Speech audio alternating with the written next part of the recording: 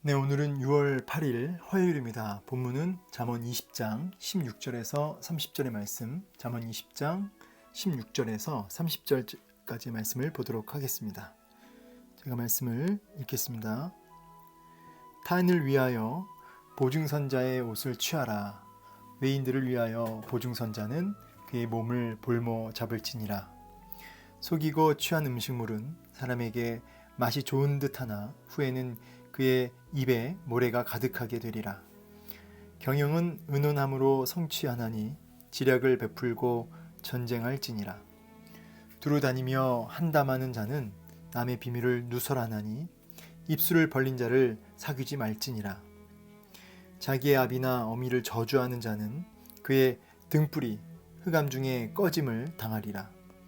처음에 속히 잡은 산업은 마침내 복이 되지 아니하느니라.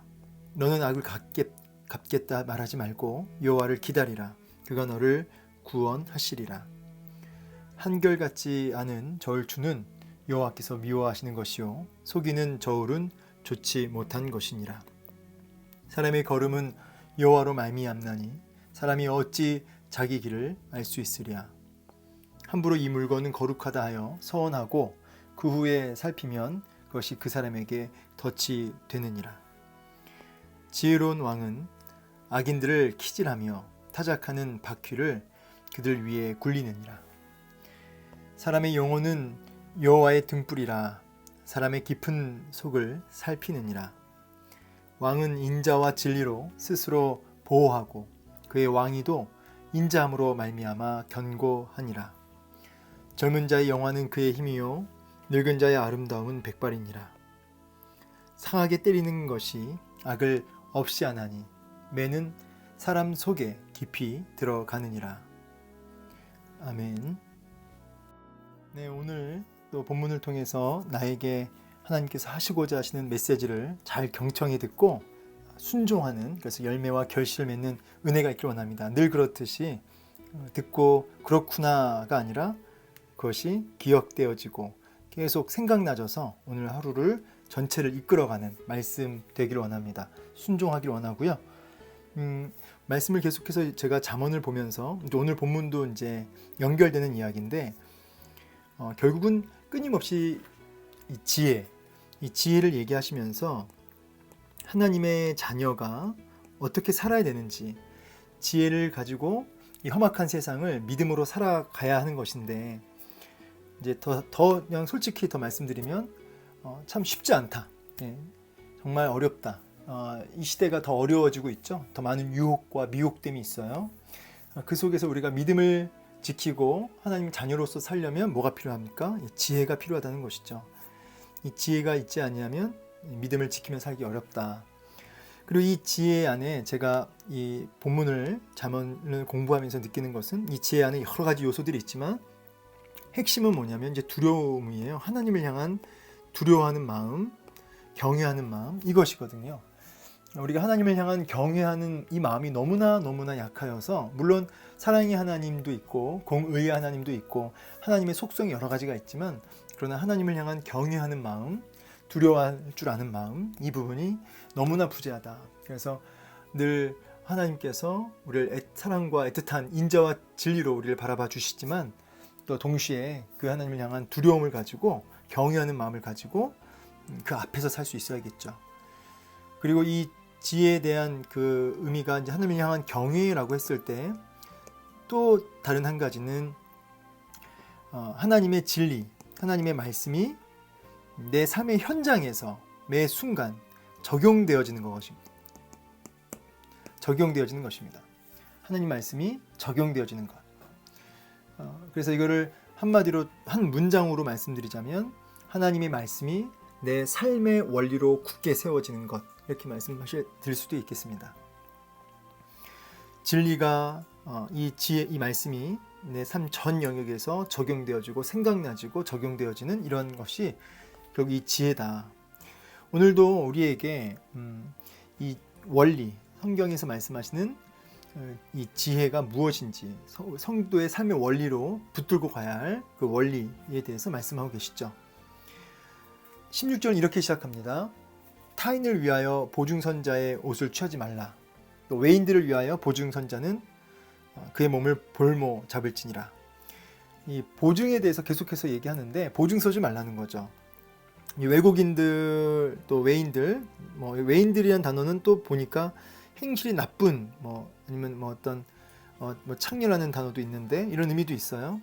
그런데 중요한 건 뭐냐면 그가 외지인이든 행실이 나쁜 사람이든 그러니까 보증을 사람 따라서 하고 안 하고의 의미는 아니지만 이 근본적으로 보증을 이제 하지 말라는 것은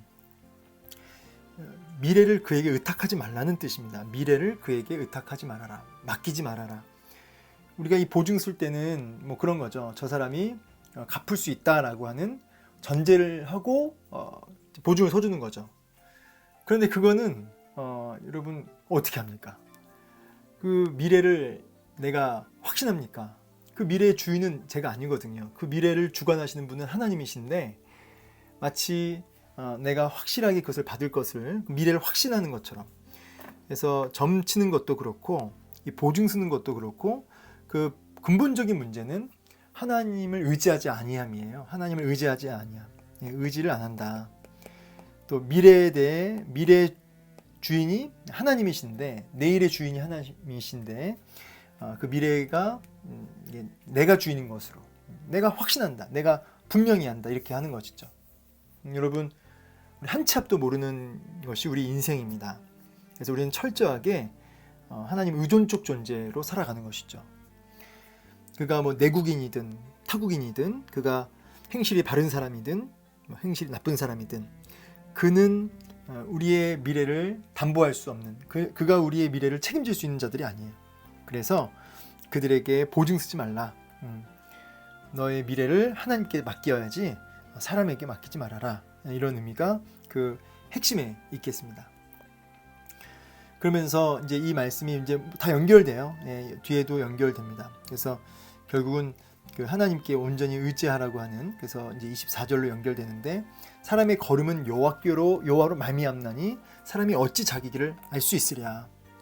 너가 어떻게 아느냐. 범사에 하나님만 아신다. 그래서 그분의 주권 앞에 맡기는, 결정권이 너한테 있는 게 아니다. 하나님께 완전히 맡기고 내일을 주관하시는 그 하나님 앞에 의탁하는 삶을 살아라. 그래서 하나님 의존을 얘기하시는 거죠. 그래서 1절과 24절 같이 이렇게 보시면 좋겠습니다. 그러면서 17절에는 속이고 취한 음식물은 사람에게 맛이 좋은 듯하나 후에는 그의 입에 모래가 가득하게 되리라. 하나님 앞에서 살고 하나님을 경외하며 살고 하나님을 의지하며 살아가는 그 사람은 이 보증도 쓰지 않을 뿐만 아니라 진실하게 살 수밖에 없는 거죠. 왜요? 하나님이 보고 계시니까, 두려우신 하나님이 보고 계시니까 어떻게 합니까? 우리가 속이고 부당한 이익을 취할 수 없는 것이죠. 부당한 이익을 취할 때마다 하나님이 보고 계심을 아는 거죠. 그것을 의식하는 거죠. 요셉이 그랬죠. 요셉이 보디발 장군 아내가 유혹할 때 하나님이 보고 계심을 알게 그가 뿌리치죠. 여기 속이고 취한 음식, 그래서 맛이 좋을 듯한데 사실 입안에 모래가 가득하게 되는, 한번 그 머릿속에 한번 상상해 보세요. 얼마나 덧없는 정도가 아니라 허무한 정도가 아니라 비참하죠.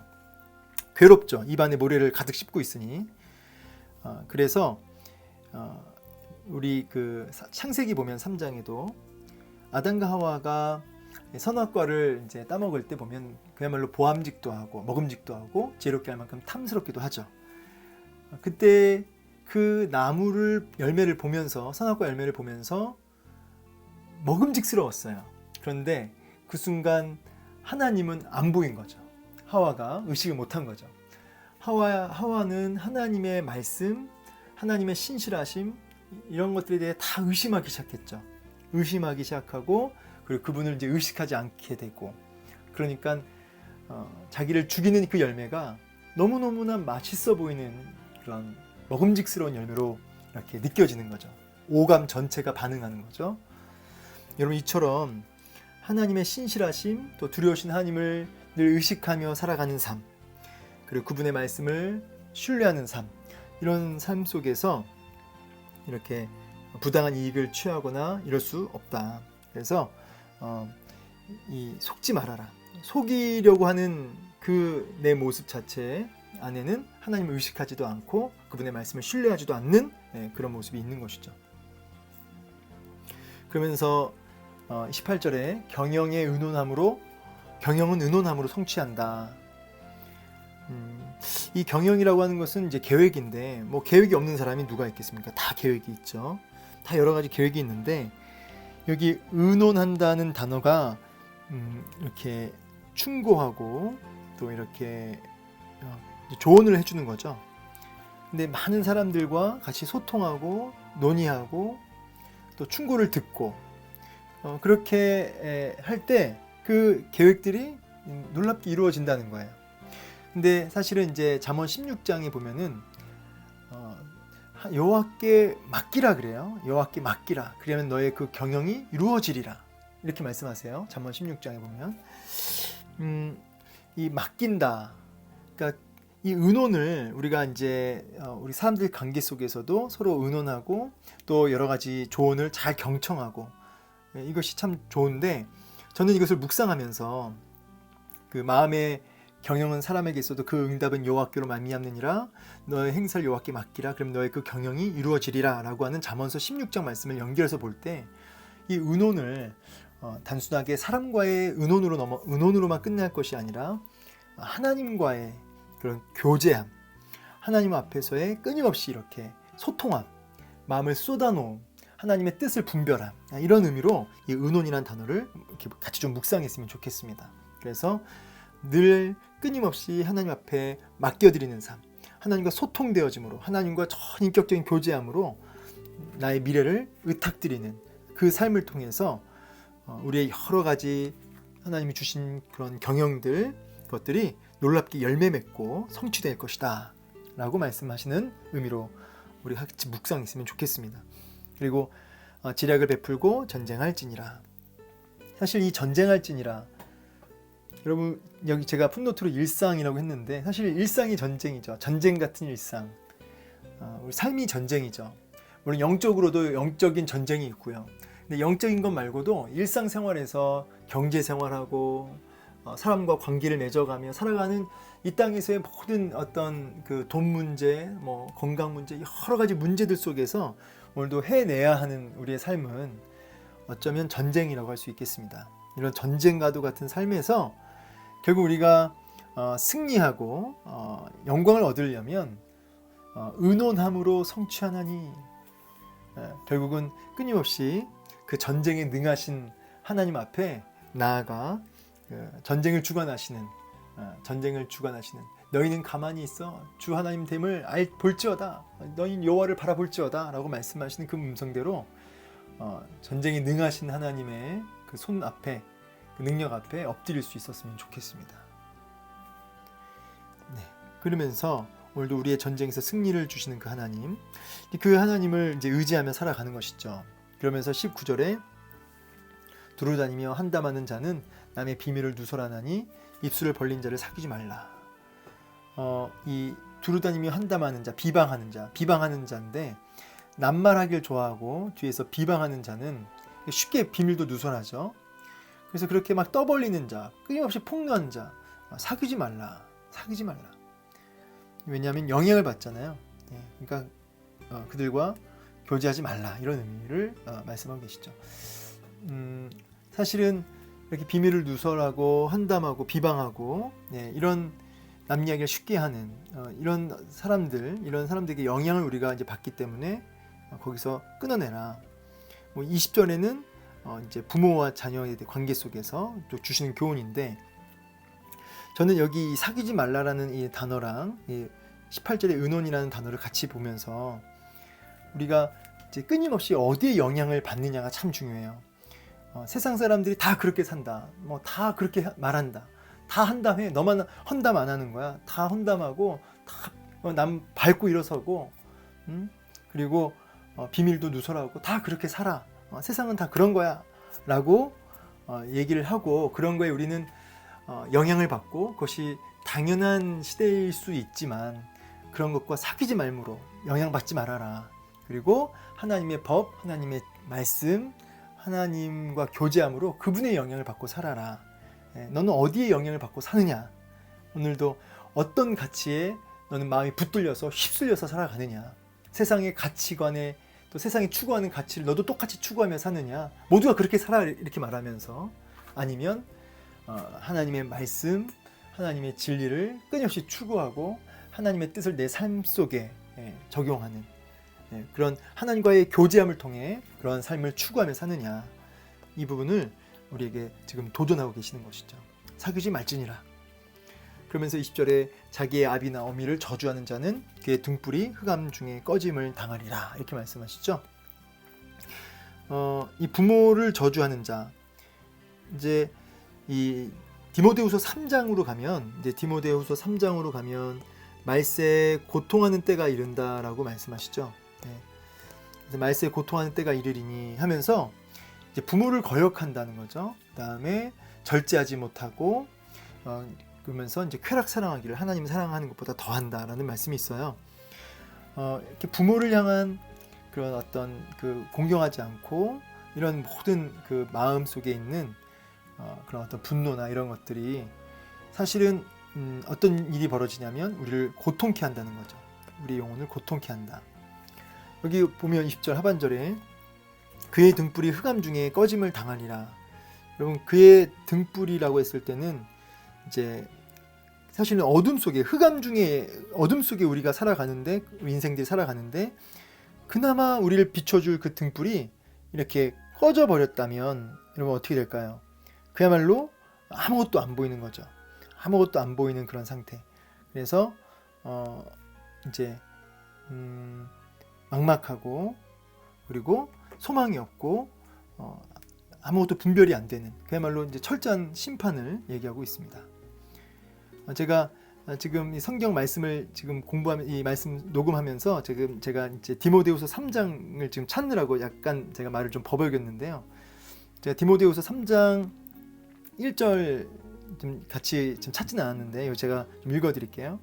넌 이것을 알라. 말세에 고통하는 때가 이르러 사람들이 자기를 사랑하며 돈을 사랑하며 자랑하며 교만하며 비방하며 부모를 거역하며 감사하지 아니하며 거룩하지 아니하며 무정하며 원통함을 풀지 아니하며 모함하며 절제하지 못하며 사나우며 선한 것을 좋아하지 아니하며 쭉 이렇게 쾌락 사랑하기를 하나님 사랑하는 것보다 더한다. 자, 이처럼 말세에 고통하는 이유가 이제 이렇게 절제하지 못하고 중독되어지는, 그리고 이제 부모를 거역하는, 분노하는 이런 무절제함들이 있다는 거죠. 그래서 우리가 고통하게 되는데 문제는 뭐냐면요, 이 고통을 하는데 이 말세의 고통의 특징이 뭐냐면 본인의 영혼이 이렇게 막 말라 비틀어져 가고 이렇게 막 죽어가고 있는데 감각이 없다는 거죠. 그것을 의식하고 인식하고 돌이키지 못하는, 그 한센스병 아시죠? 이렇게 썩어가는데 감각이 없는 거죠. 그러니까 잘라내는 그런 일이 벌어지지 않습니까? 자, 이처럼 말세의 고통이라고 하는 것은 이렇게 부모를 저주하고요, 그리고 무절제하고 이럼에도 불구하고 그것에 대해서 심각성을 못 느껴요. 자기 영혼이 그렇게 썩어가고 고통받고 있는데도 인식하지 못하죠. 왜요? 영적 감각이 죽어버렸으니까. 그래서 그게 이제 흑암 중에 꺼짐을 당하리라, 이 말씀이에요. 완전히 안 보이는 거죠. 완전히 감각이 없는 거죠. 그나마 있었던 그 등불이 이렇게 우리를 비춰줘야 되는데 그 등불이 죄 중에 완전히 어둠 속에 있는데 그나마 그 등불마저 완전히 이렇게 꺼짐으로 이제 감각을 이제 상실해 버리는 이제 그 상태를 얘기합니다. 이게 말세에 고통하는 이유예요.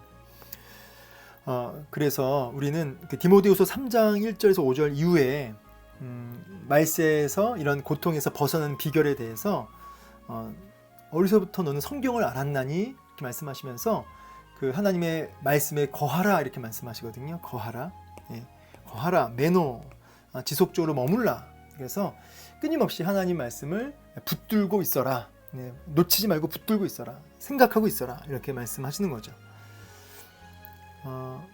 그러면서 이제 21절, 처음에 속히 잡은 산업은 마침내 복이 되지 않는다. 이거는 방금 20절하고 연결되는 말씀이에요. 20절하고 연결되는 말씀인데 처음에 속히 잡은 산업이라고 했을 때 이 산업은 그 원문에는 이제 유업, 유산입니다. 그러니까 급하게 유산을 이제 취한 거죠. 여러분 그 누가복음 15장의 탕자의 비유 아시죠?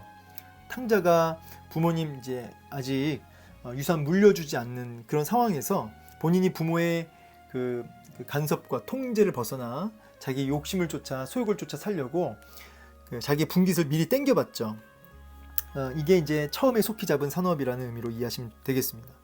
이것은 역시 부모를 빨리 죽으십시오 이런 뜻이거든요. 부모님 빨리 죽으세요. 이것도 굉장히 부모를 저주하는 그런 모습으로 보이는 거죠. 그래서 그것은 복이 되지 않는다. 그러면서 22절에 너는 악을 갚겠다 말하지 말고 여호와를 기다리라. 그가 너를 구원하시리라. 너가 그 악으로 갚지 말고 선으로 악을 이기라고 말씀하시는 하나님께서 그 신약에도 우리 아시죠? 그래서 결국은 하나님 공의로우신 하나님 앞에 온전히 의탁드리고 하나님이 그 일을 갚으시도록 하라는 거죠. 그래서 내가 갚겠다. 내가 그 핏값을 갚겠다. 내 억울함을 내가 갚겠다. 이렇게 하지 말고 기다리라. 이 기다리라는 단어가 오늘 참 중요한 단어라고 생각해요. 왜냐하면 기다리라. 이게 여러분 그 성도의 견인이라는 단어 아십니까? 제가 성도의 견인.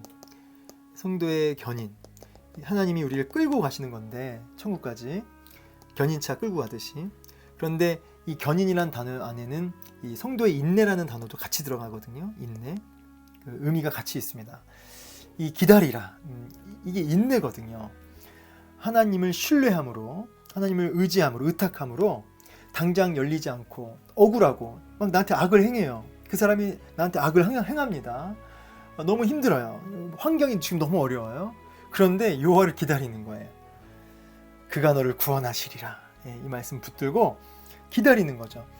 여러분 참 이게 말은 쉽지만 여러분 이게 어떻게 이게 뭐 쉽겠습니까? 절대 안 쉽죠.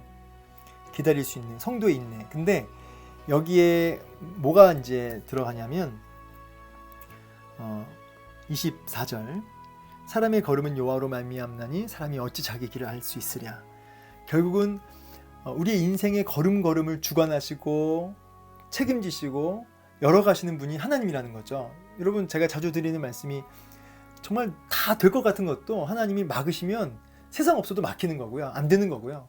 안 되는 것 같아도 모두가 안 된다고 해도 하나님이 오케이 하시면 열리는 거거든요.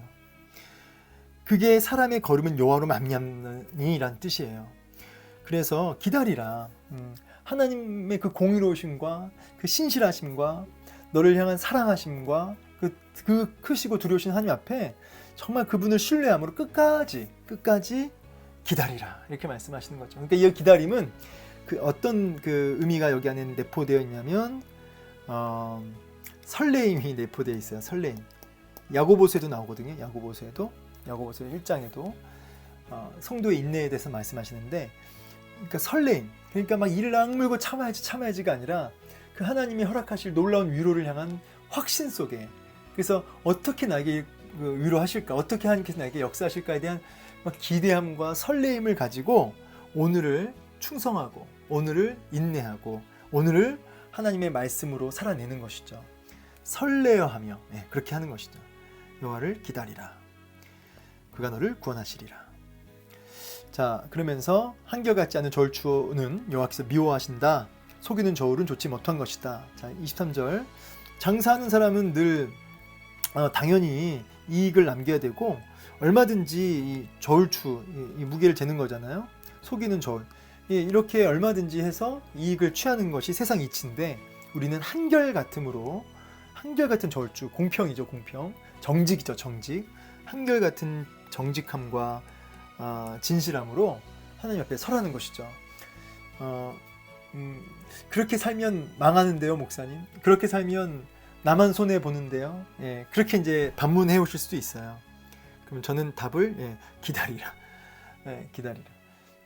제가 사업 안 한다고 목사님 사업 안 하신다고 말 너무 편하게 하신다 이렇게 말씀하실 수도 있지만 여러분 정답을 말씀드리는 것 뿐입니다. 정답. 제가 그런 능력이 저도 막 그런 믿음이 막 있다는 게 아니고 저 역시 때로는 나만 손해보는 것 같고 정직하게 진실하게 하면서 나만 희생하는 것 같고 속상할 때도 있어요. 근데 저도 뭐 기다리는 게 잘 되는 건 아니죠. 저도 안 될 때도 많고 될 때도 있고 안 될 때도 있는데 그럼에도 불구하고 우리가 정답을 분명히 알자고요. 정답을 분명히 알고 그 정답을 향해 기도하며 몸부림치며 나아가는 것이죠. 같이 혼자 힘든 게 아니십니다, 여러분. 혼자 힘든 게 아니에요. 다 같이 연약하고 다 같이 힘듭니다. 그래서 같이 중보해야 되고요. 네, 같이 하나님 의지해야 되는 거죠. 그게 성도의 교제 아닙니까? 중요한 건 뭐냐? 오늘 너가 그렇게 바보같이 살아도 하나님 앞에 기다리라. 하나님이 책임지신다. 24절 또 그래서 이게 오늘 굉장히 중요한 그 구절이 되는 거죠. 하나님 손에 있다. 그러면 이제 25절 보면 함부로 이 물건은 거룩하다 하여 서원하고 그 후에 살피면 그것이 그 사람에게 덫이 된다. 그러니까 성급하게 하지 말라는 거예요. 서원을 했는데 급하게 했어요. 근데 이제 그 후에 살피면 이 말은 이제 다시 이렇게 생각해 보니까 못할 것 같아. 그 약속 못 지킬 것 같아요. 그러면 이제 그 사람에게는 그게 함정이 되고 올무가 되잖아요. 왜 부흥회 같은 데 가면은 이제 과거에는 지금은 그렇게 안 하시겠지만 예전에 저 기억에는 부흥회 때 막 그 자리에서 막 헌금을 유도하는 경우도 있었어요. 그러면은 막 그때 뜨거워가지고 다들 이렇게 막 뜨거움 속에 막 액수를 적어내요. 근데 이제 한 옆에 약속을 하죠. 근데 나중에 이제 이틀, 뭐 3일, 일주일 지나가서 이제 제정신이 돌아오면 막 이제 땅을 치고 후회하는 일들이 있을까요, 없을까요? 네.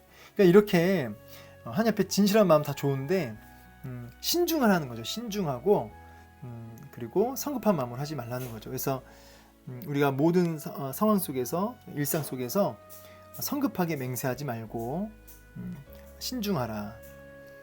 그러면서 26절에 지혜로운 왕은 악인들을 키질하며 타작하는 바퀴를 그들 위에 굴린다.